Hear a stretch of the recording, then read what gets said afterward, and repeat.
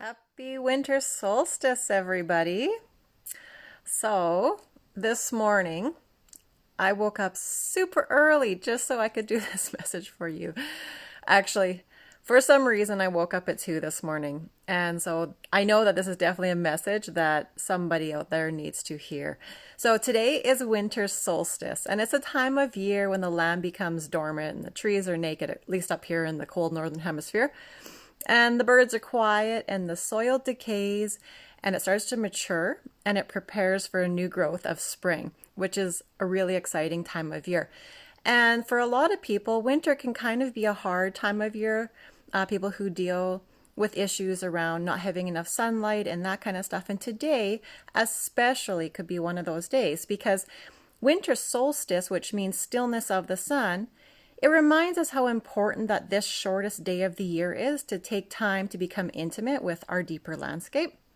And the message that I heard this morning at 2 a.m. to share with you was that as we reflect on our deeper landscape, what is creating drag? That's the message I heard, is what's creating drag.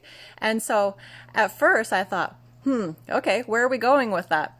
But perfect timing right before the new year, right? We want to know what has held us back from achieving all that we desired last year so that we can course correct and not live out another year the same as last. We want it to be even better and more fun and full of amazing moments. Yes or yes?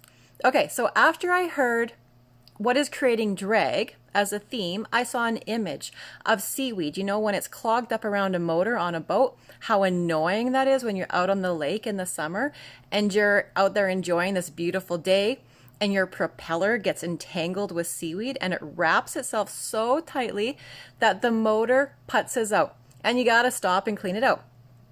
Okay, so I said, this is us. In a time of celebration of New Year, we're boating around, right? We're carefree and we're feeling freedom of the clean slate and the new year. And then we realize there's this frickin' seaweed that's wrapped around our propellers, causing so much resistance and drag on the engine that it is not going to move forward anymore. So what would you do? The boat stops moving forward, the engine sounds bogged down. Would you pause and investigate, or would you try to keep moving forward at a snail's pace because you're now limited to how fast you can go? Well, obviously most of us would turn off the motor, right? And we would take a moment to investigate and see what is causing this drag. And then when we see the issue, we would unravel it, release it, and throw it back in the water, correct? Well, guess what? This is exactly what winter solstice is asking us to do. And life is just so much easier when we live in harmony with natural laws of the universe rather than trying to keep swimming against the flow.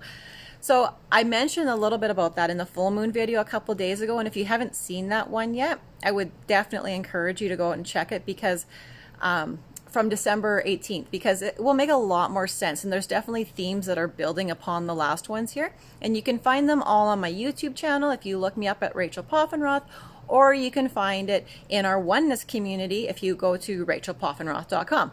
So in my beautiful sleep-wake state at 2 this morning, I said, okay, universe, the theme is what's causing the drag. Any nuances that you want me to share?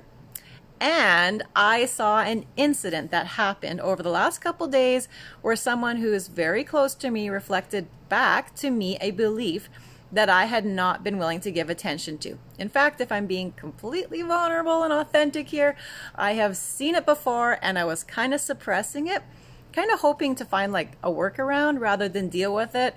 I didn't want to look at it square in the eyes, but alas, that's not how things work out. We cannot dodge that which is there to support us in realizing our fullest potential. So again and again it came up, and this time it got my attention, thankfully. So I tried to find a dodgy way to illustrate what came up for me because I didn't really want to share all of this and the belief that I was wrestling with. But as a leader of the community, with authenticity and vulnerability are attributes that create the most trust for me as a student. And so here it is, my honest struggle with what was causing the drag in my life.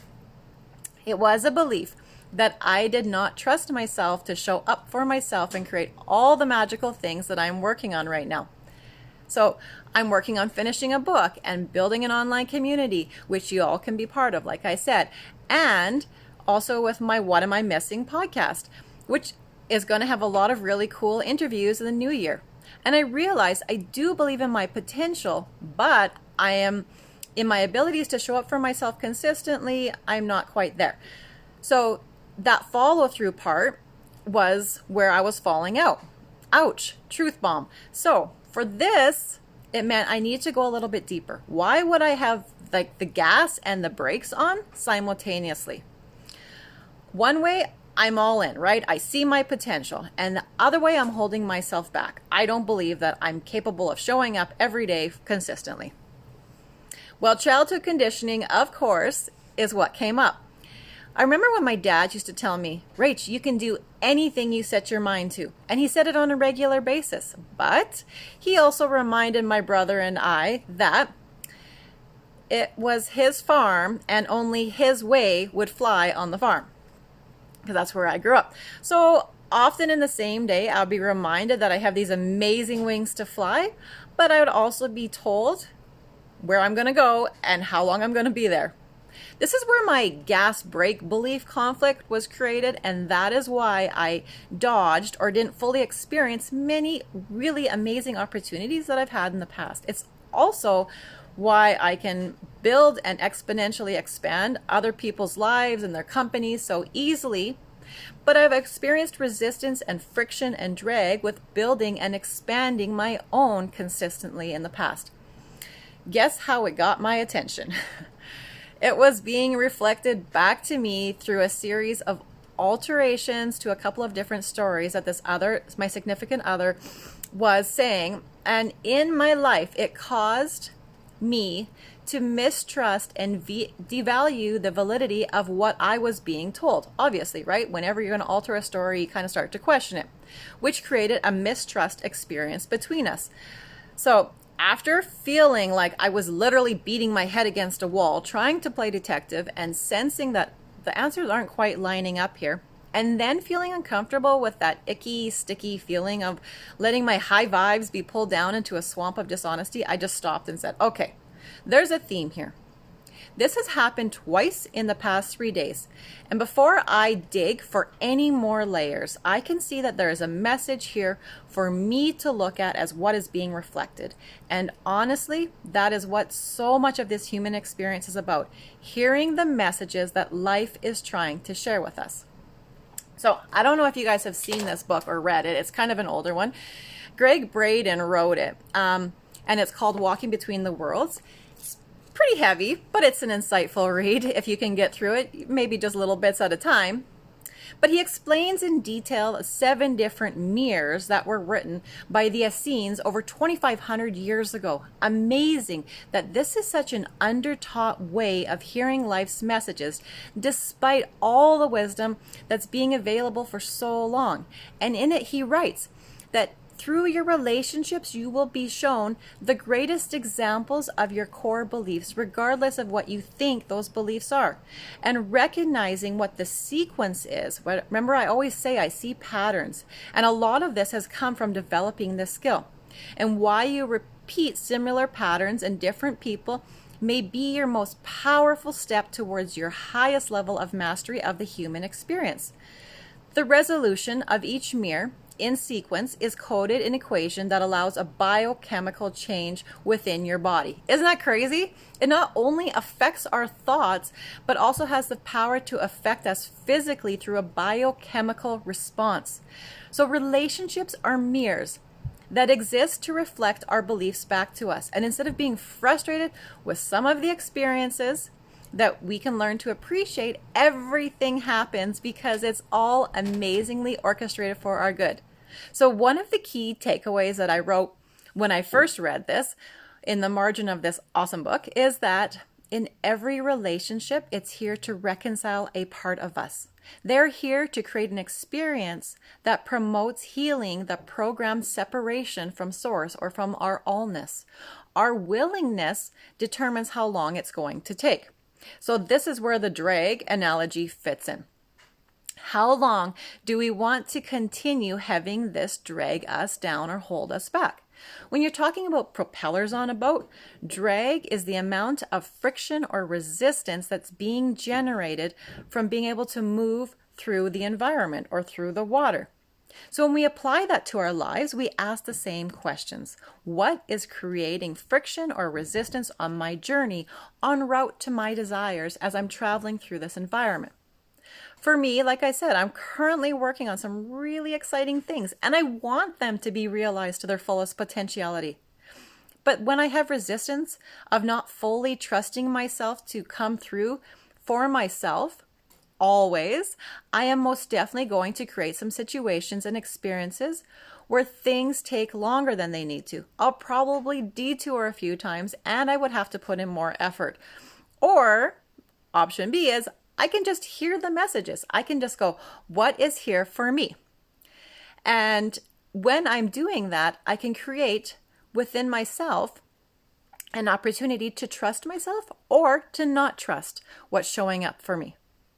We want to reconcile this because if our dreams or our goals become too exhausting to attain, we will inevitably give up on them even before they're realized. And I have done that in the past, and it's a pattern that I'm unwilling to continue to repeat into 2022. Change starts here. So when we create a resolution or we want to manifest desire, we first have to acknowledge the 2 points on the map. We have part A, which is our starting point, where you are today, and point B, where you're experiencing your desire, which is your symbol of desire. And I say symbol because we get an image, right, of what we want to create. We hold that in our mind. But realize that your image may not be the thing that you actually want. But just like when you dream, your subconscious speaks to you in relatable symbols. So then we create images about our desires, a symbol of what we desire, and it causes us to feel a certain way. And that is where the desire actually exists in the feeling tone.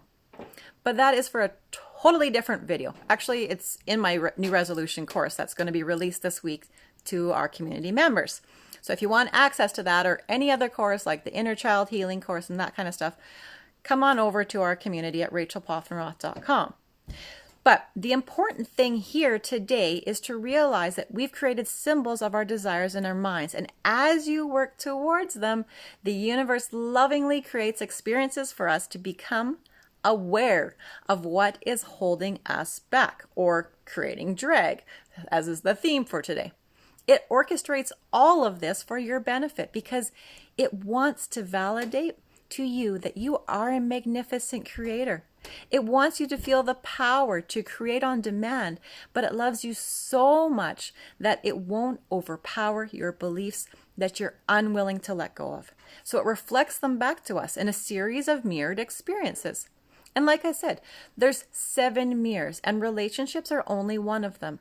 But man, are those relationship mirrors ever good at getting your attention? And it's that saying, that you can be right or you can be happy that really applies here. So then when we have to decide, do I want to feel like I'm correct about my beliefs and I'm justified in them? Or am I willing to let them go so I can experience my desire and be happy? Well, when choosing between feeling right or feeling happy, I choose happy, which means I also choose to acknowledge my wrong thinking about myself and my abilities.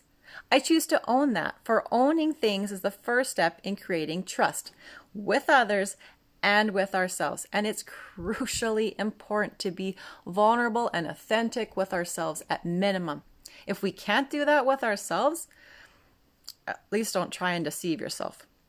A Course in Miracles says in lesson 196, I can only be hurt by my thoughts, which then puts the responsibility back on us for why we're creating these seemingly undesirable but very helpful experiences.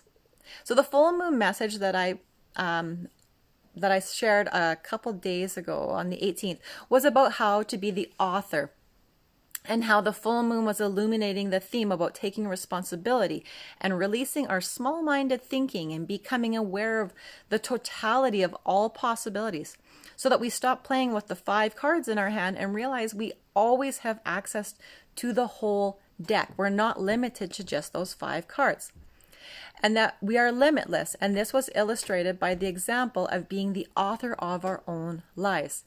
And as such, becoming aware of that incredible and unlimited potential that lies on those blank pages of the unwritten story.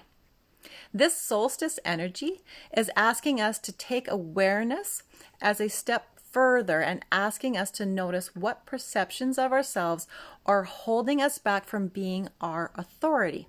You see, when I looked up the word, or the etymology of the word of author, authority, and authentic, they're all derived from the same Latin root, which means agare, or to increase, originate, or promote. This means that being our own authority is the power to influence and command thoughts and opinions and behaviors of ourselves. So, before we ride this speedboat right into the new year, this winter solstice energy, the shortest day of the year in the Northern Hemisphere, which provides ample darkness for us, for reflecting on what was illuminated by that full moon, it's helping us to reflect on last year. What were your struggles? What were your successes? What do you want more of? And what would you like to create less of? What thoughts or beliefs or behaviors are causing drag or resistance or friction for you or holding you away from what you desire? Where am I not really being the authority of my life, and where am I mentally giving my power away? Thankfully, we don't have to look very far when there's always a series of mirrors available to us, willing to reflect back to us what we believe about ourselves, usually unknowingly. So when you find yourself triggered by a person or a situation over the next few days, especially because we're coming up to Christmas and there's lots of opportunities for that with family time, ask yourself this question. What is this person reflecting back to me that I need to learn to realign my wholeness or my pure nature to? So remember, the outer world and everyone in it is just a mirror of our inner world. Have you ever witnessed a dog seeing themselves in a mirror? They bark, they growl, they run around, and they do this because they believe that what they see in the mirror is another dog, not their reflection.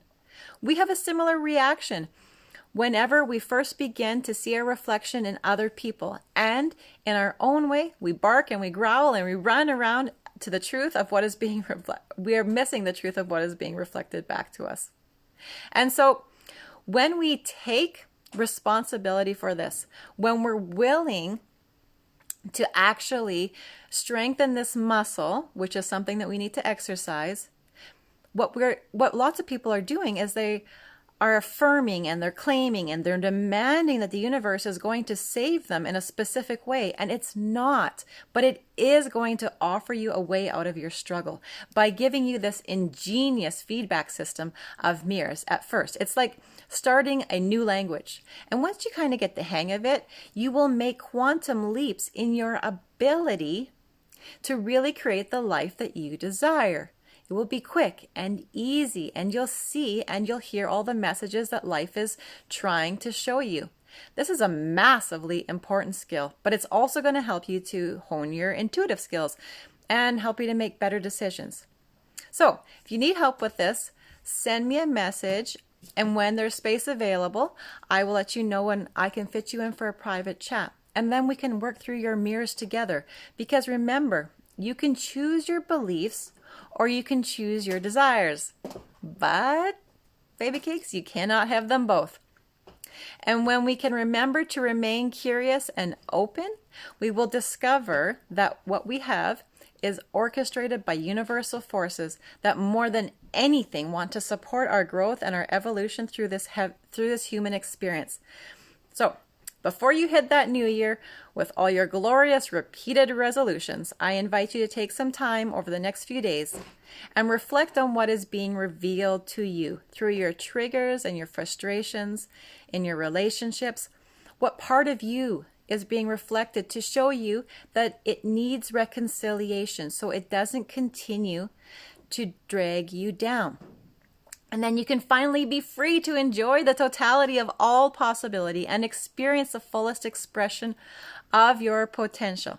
So, if you need help with this, send me a private message, or if you want to join the community, you can head over to rachaelpoffenroth.com.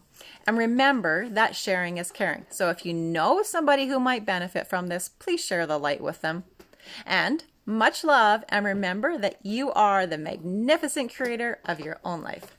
Mwah.